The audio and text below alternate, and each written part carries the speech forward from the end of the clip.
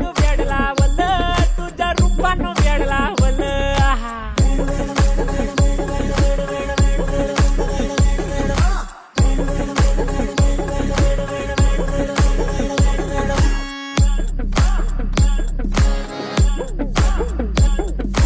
Mad झालो काम सारा सोडून आलो मी झालं तुझी मस्त म्हणे मला फॉलो मी काय करू अक्टू मला कळना हे ड्रीम करतो आणि काही दिसना काही सुचना सांगू कुणाला आता काय मी करू ग ग ग ग ग.